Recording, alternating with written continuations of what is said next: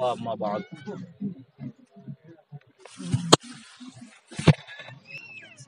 قال اللہ تبارک و تعالی فی القرآن المجید اعوذ باللہ من الشیطان الرجیم بسم اللہ الرحمن الرحیم وَلَنَبْلُوَنَّكُمْ بِشَيْءٍ مِّنَ الْخَوْفِ وَالْجُوعِ وَنَقْصٍ مِّنَ الْأَمْوَالِ وَالْأَنفُسِ وَالثَّمَرَاتِ وَبَشِّرِ الصَّابِرِينَ صدق اللہ مولانا العظیم۔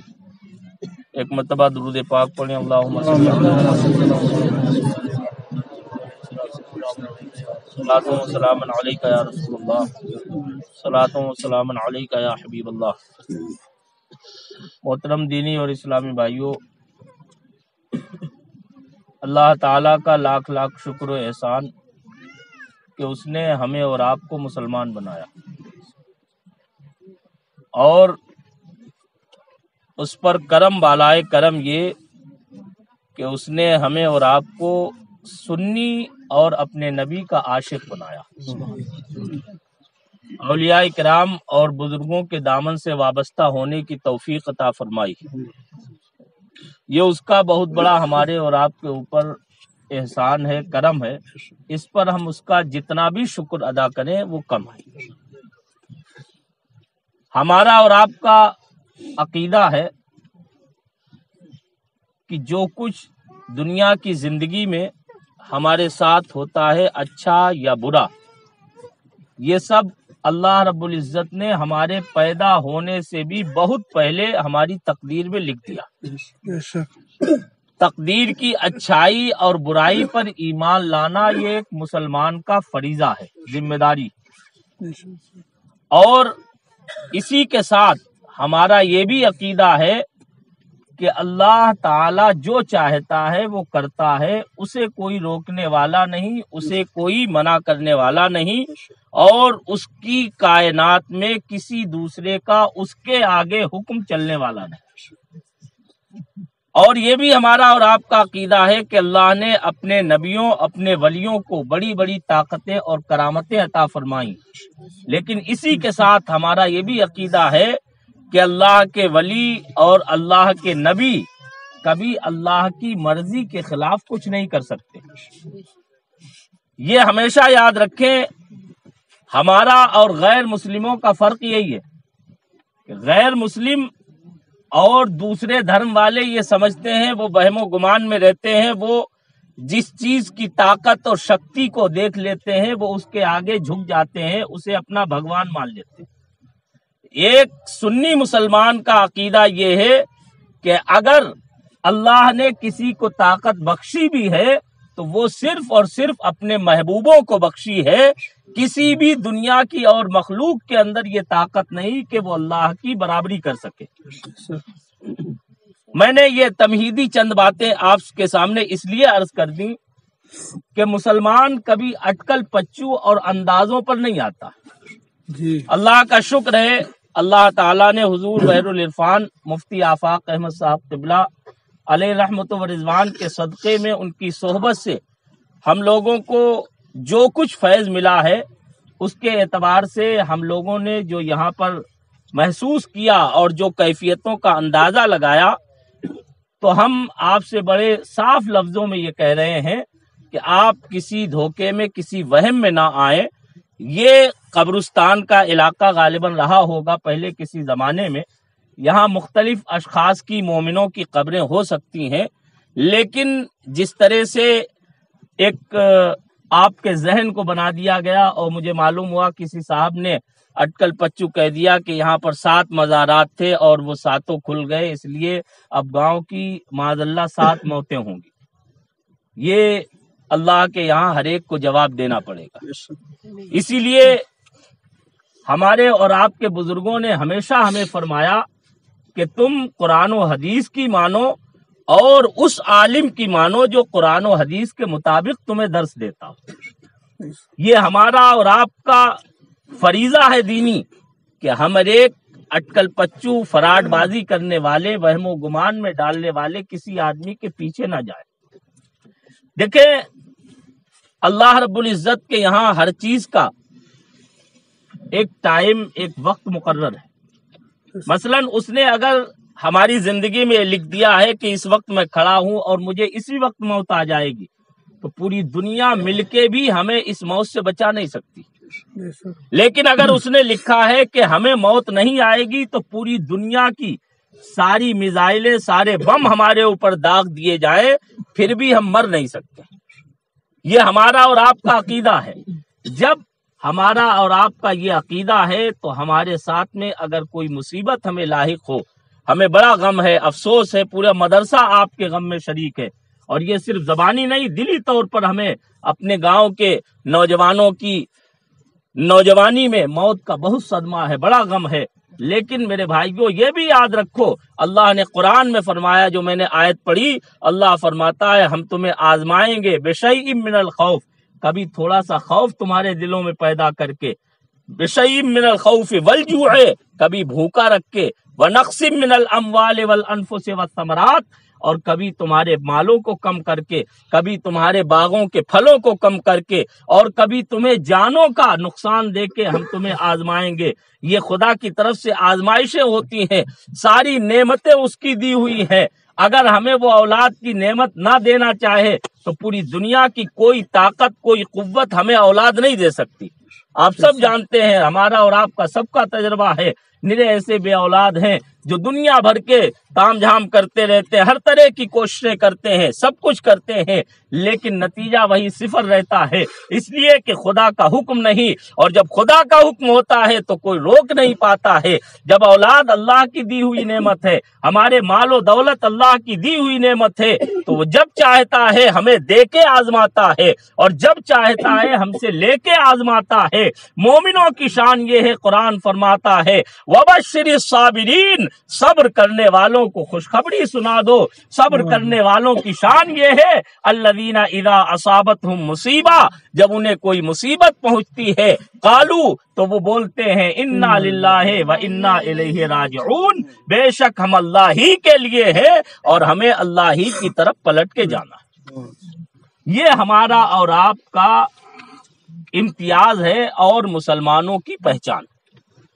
اس لیے آپ یاد رکھیں، یہاں پر میں یہ نہیں کہتا کہ کوئی قبر وغیرہ نہیں ہے، لیکن جیسا کہ محسوس ہوا یہ علماء کرام تشریف فرما، میں تو ایک بے علم اور گنہگار انسان ہوں، لیکن ان کے ساتھ میں بھی شریک رہا، تو یہ تمام حضرات الحمدللہ، یہ حضور بحر العرفان کے شہزادے بیٹھے ہوئے ہیں، حضرت علامہ قاری ضیاء القمر صاحب ہیں، حضرت حاجی معین صاحب ہیں، اور دیگر حفاظ اور علماء یہ بیٹھے ہوئے ہیں۔ یہ سب یہاں پر ہم نے جو حضور بحر العرفان کے بتائے ہوئے طریقے کے مطابق ہم نے یہاں پر جو مراقبہ کیا اور جو ہم نے یہاں پر محسوس کیا، اس کے اعتبار سے آپ، میرا مشورہ یہ ہے کہ جن صاحب کا یہ کھیت ہے، وہ اتنی جگہ جہاں تک انہیں ککیا اینٹ وغیرہ بچتی ہوئی وہ بتا رہے تھے محسوس ہوئی، اتنی جگہ کو چھوڑ دیں، کیونکہ یہ عام قبرستان ہے۔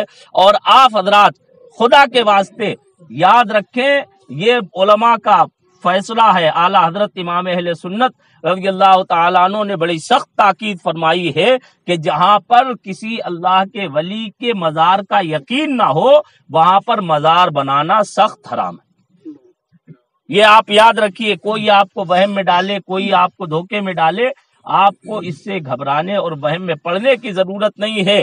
موتیں ہر جگہ ہوتی رہتی ہیں، کوئی آپ ہی کے یہاں نہیں ہے۔ یہ الگ چیز ہے کہ جلدی جلدی کئی ایک موتیں ہو گئی، نقصانات ہو گئے، اس لیے آپ کے ذہن میں آ گیا۔ اور سوچنے کی چیز ہے، وہ جن کا کہتے ہیں وہ صاحب مثلاً بیان کر رہے تھے، یا اور لوگ بھی بیان کرتے ہیں کہ صاحب ہمیں خواب میں یہ دکھایا، لیکن آپ یہ بھی تو غور کیجئے، خواب بھی تو آپ کا ہے۔ خواب کسی اللہ کے ولی کا نہیں ہے جو سچا خواب ہوگا۔ خواب کسی پرہیزگار اور متقی مومن کا نہیں ہے کہ جس کے خواب ہمیشہ سچے ہوتے ہیں۔ آپ ایک ٹائم کی مثلا نماز نہیں پڑھتے ہیں، آپ اللہ کا نام نہیں لیتے ہیں، تو آپ کے خواب میں شیطان بھی تو آ سکتا ہے۔ یہ آپ نے کیسے یقین کر لیا کہ ہمیں فلاں مزار دکھا اور فلاں بزرگ دکھے تو اس کا مطلب وہ بشارت سچی ہے؟ یہ میں سب کے لیے کہہ رہا ہوں، کہ انہی کے لیے نہیں، صرف یہ ہمیشہ ہمیں سوچنا چاہیے۔ بزرگوں نے ہمارے فرمایا ہے، اگر اس طرح کے کبھی کوئی خواب دکھے تو انسان کو اٹھتے ہی فوراً اپنے بائیں کندھے کی طرف 3 مرتبہ اعوذ باللہ اور اعوذ باللہ من الشیطان الرجیم اور لا حول ولا قوت الا باللہ پڑھ کے بائیں کندھے کی طرف 3 مرتبہ تھک تھکا دینا چاہیے، اور پھر دائیں کروٹ اللہ کا نام لے کے لیٹ جانا چاہیے. اگر دوبارہ پھر نظر آئے تو پھر وہی عمل کرے, لیکن اگر تیسری بار بھی نظر آئے تو پھر یقین کر لینا چاہیے کہ یہ خواب شیطان کی طرف سے نہیں بلکہ اللہ کی طرف سے. یہ بہت بہتر طریقہ ہے. اسلام اتنی سچی راستہ ہے, اتنا پیارا دین ہے. یہاں ہم پیڑ پودوں کے آگے جھکنے کے لیے نہیں ہے. یاد رکھیے, ہم اللہ والوں کو بھی مانتے ہیں تو صرف اس لیے کہ وہ خدا کے محبوب ہیں, صرف اس لیے مانتے ہیں کہ وہ نمازی تھے. ہم اس لیے نہیں مانتے ہیں کہ وہ اپنی طاقت سے جو چاہے کر سکتے ہیں اللہ کے مقابل. اللہ کی دی ہوئی طاقت سے وہ کرتے ہیں. ہم کہتے ہیں, ہمارا عقیدہ ہے کہ اللہ نے انہیں یہ پاور دی ہے. ہم یہ نہیں کہتے کہ وہ اللہ کے مقابل جو چاہے کر سکیں. اور یاد رکھیے, موت اور زندگی یہ اللہ کے قبضے قدرت میں ہے. اس نے تحریر کر دیا ہے, اس نے لکھ دیا ہے, اور جیسے جس کی لکھی ہے اسے ویسے ہی آنا ہے. اس میں ذرہ برابر اگر شک ہے تو آپ کا ایمان کمزور ہے, اور ایمان جس کا کمزور ہے تو آپ سمجھ سکتے ہیں کہ قیامت میں اس کا کیا حال ہوگا. لہذا ہمیں اور آپ کو سب کو وہم و گمان سے نکلنا چاہیے.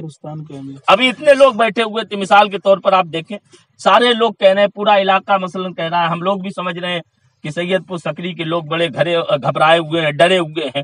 لیکن وہ کیسا ڈر ہے کہ اتنے لوگوں میں مشکل سے آدھے لوگوں نے نماز پڑھی ہے. کون سا ڈر ہے؟ کس کا ڈر ہم کر رہے ہیں؟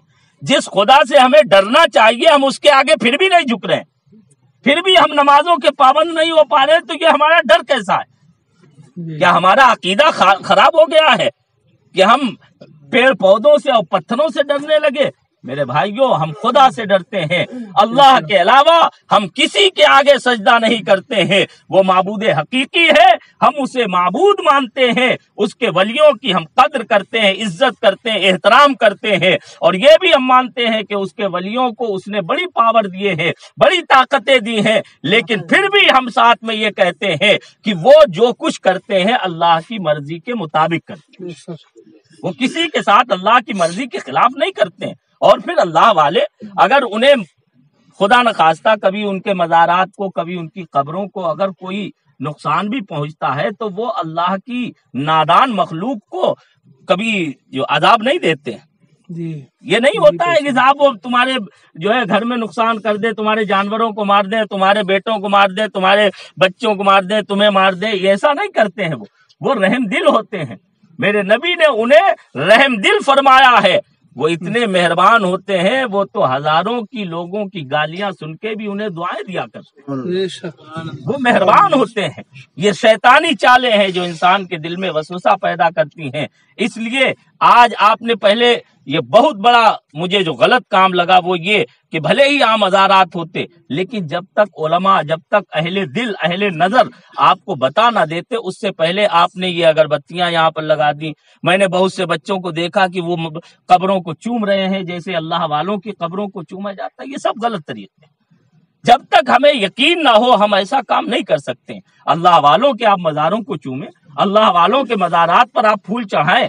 جہاں آپ کو یقین ہے اللہ والوں کے مزار پہ آپ اگربتیاں ان کے مزار کے سائڈ میں لگا سکتے ہیں, خوشبو چھڑک سکتے ہیں. لیکن جہاں صرف آپ کو ذرا سا شک ہوا اور آپ نے اسی کام کو اپنا لیا. میرے نبی صلی اللہ علیہ وسلم فرماتے ہیں, دع ما یریبک الی ما لا یریبک, جو چیز تمہیں شک میں ڈالتی ہے اسے چھوڑ دو اور یقین کی چیز کو اپنا لو. ہمارا یقین یہ ہے کہ اللہ ہمارا ایک ہے, اس کا رسول اس کے کرم سے, اس کی عطا سے مالک و مختار ہے, اور اس کے ولی طاقتور ہے, پاورفل ہے. وہ جب چاہیں گے اپنے غلاموں کی اللہ کی مرضی اور اس کی اجازت سے مدد فرما دیں گے. یہ عقیدے کے ساتھ آپ یہاں سے رخصت ہوں. اور اخیر میں میری آپ سے گزارش یہ ہے دستبستہ کہ آپ سب اللہ کے عذاب سے ڈریں. کسی پر بھی اللہ کا عذاب آ سکتا ہے, لیکن عذاب کو دور کرنے کا طریقہ جانتے کیا ہے؟